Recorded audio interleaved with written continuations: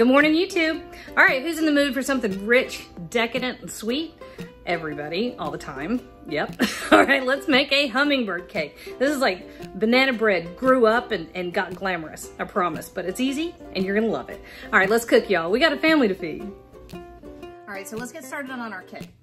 There's a couple things that you might want to do ahead of time. First, we have 2 cans of crushed pineapple, and I drained it, and you kind of squash it to get all the juices out. That's over here on the stove. See? I'm gonna let this reduce a little bit.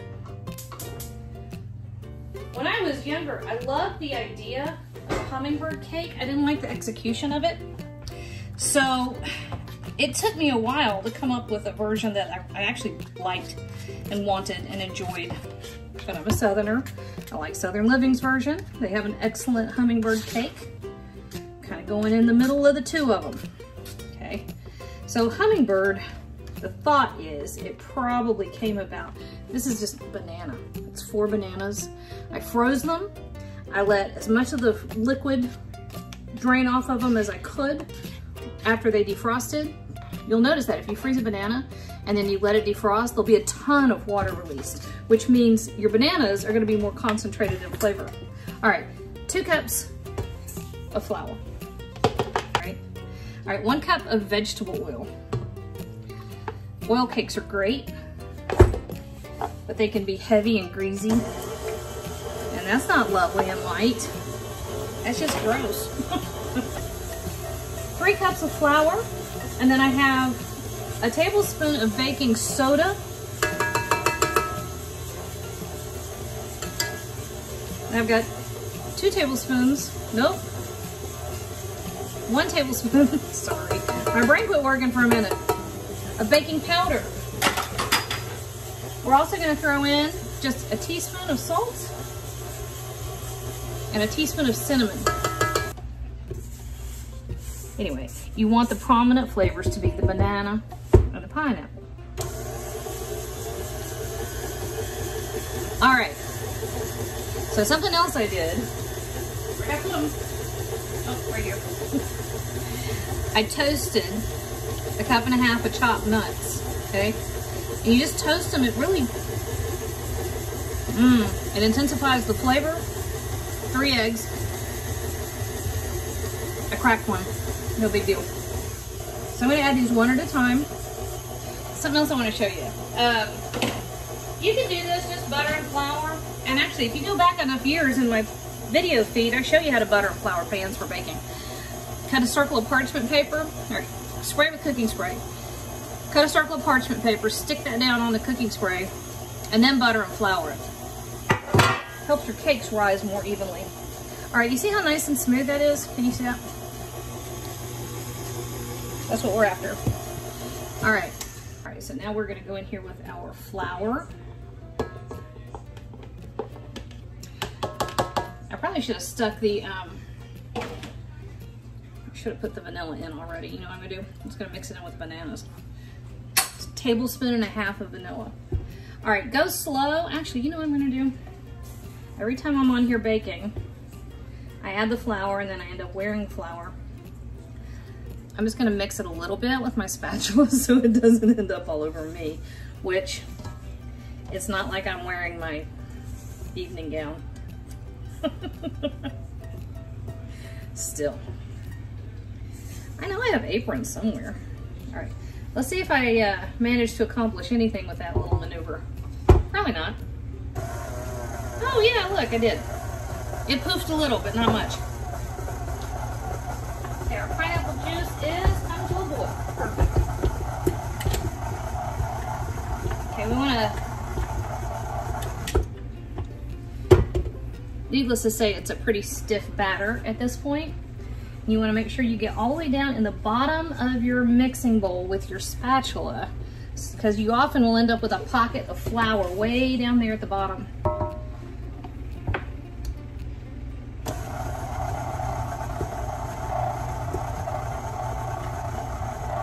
Perfect.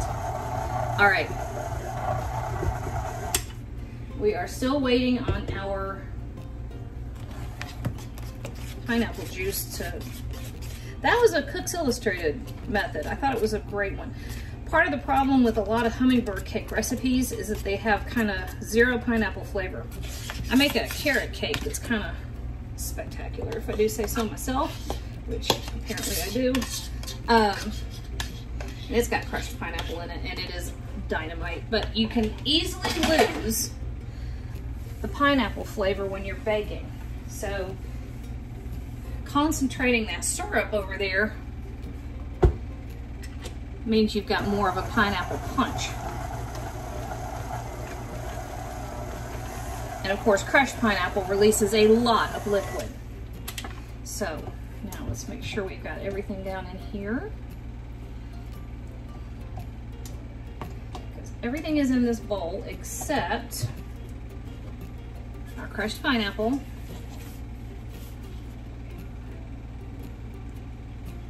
And our pineapple syrup. So let me get this mixing.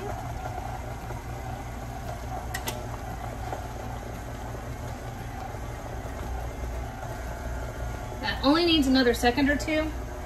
You do want to go ahead, you don't want to, when you have baking soda or baking powder that are leavening your cakes, you don't want to wait too long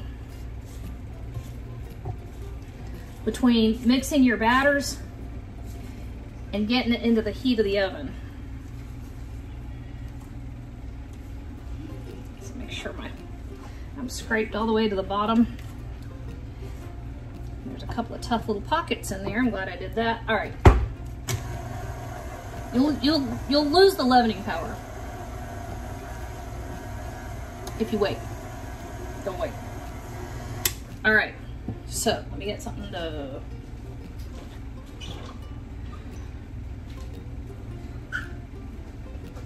All right.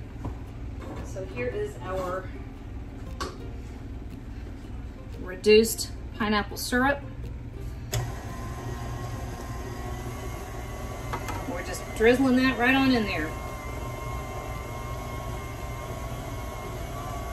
Go kind of slow.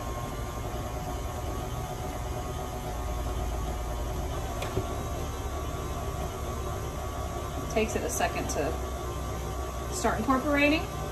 There we go. Just trying to slosh out of the mixer on this side. I guess I should have done that on the other side. There we go. All right. We have a 350-degree oven. And we're gonna set our timers for 50 minutes. Actually, I'm gonna run my niece to her friend's house, which means I'm gonna bribe Boone to listen for the timer. All right. Here are our pans. Get this out of the way.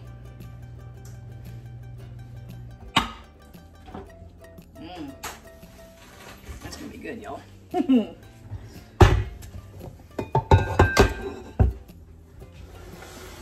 I got pineapple juice on my mixer. All right, make sure our bottom is scraped. And you can see the consistency of this batter. And you've got the chunks of pineapple and you've got the bits of banana, but nothing huge. You don't want giant bits.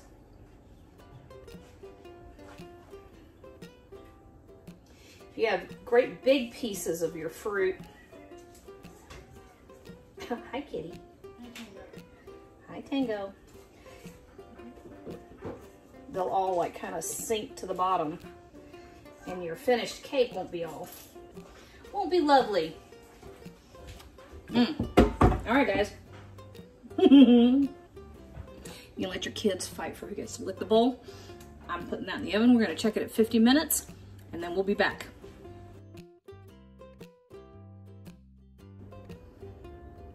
Got a little distracted. I imagine that. I had to take my niece somewhere and I left Boone in charge of getting the cakes out of the oven. And I neglected to tell him to check them at the early time. And anyway, they're a little too dark, but we're not gonna care. We don't care. We don't care. All right, so we're gonna make frosting. Once you turn them out on their wire racks to cool, get rid of that little parchment circle. All right, so here's your cake. And it's not, that's not that bad. So here's, you see this little dome? See that edge where, kind of like that? When we stack these together to frost them, here's what happens. See, you frost them like this, and you have that curve where they just don't meet. If that really concerns you, take a knife. They make cake cutters to do exactly this. They also make these little bands you can put in cake pans. Wait, I've got 2½ sticks of butter in here. We're just gonna get it going. They also make these bands you put around the cake pans, and it'll help keep that dome from forming like that. Ooh, look how dark that edge got. We're gonna pretend it's not there. Anyway, if that really bothers you, take a serrated blade like that and just go straight across so that you've got a flat surface right there. And then when you stack your cakes together, you won't have that gap between the layers. I don't care, I'm not gonna bother doing that. All right, so I'm beating up the butter. And it's room temperature butter, 2½ sticks. Did I say that? I think I said that. All right, this makes enough frosting for the universe. All right, a tablespoon, a good tablespoon of vanilla extract. And then we're gonna add a pinch of salt.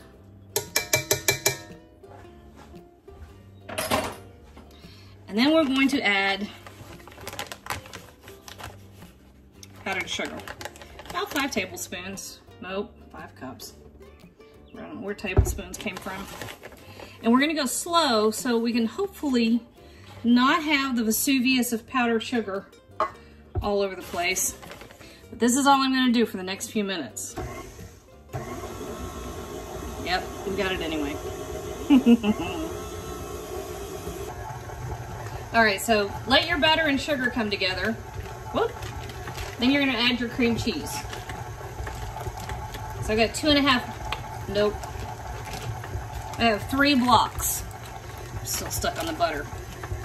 3 blocks of cream cheese.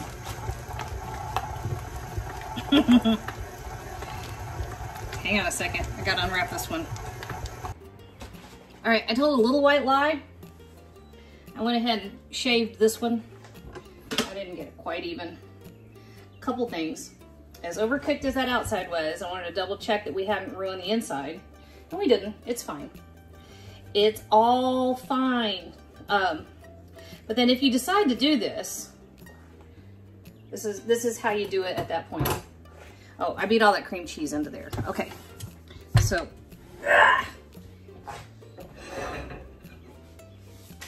here's how we assemble this. So you take the naked part. Oh, this is also how you can, you know. Oh my God.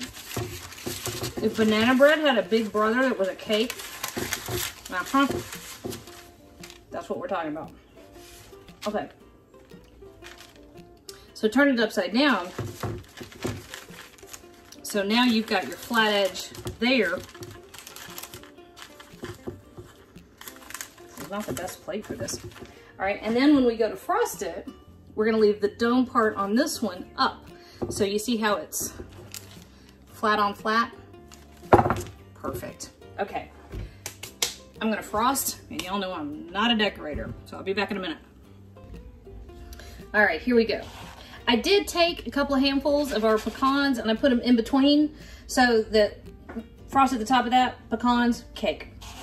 Perfect. All right, this is it.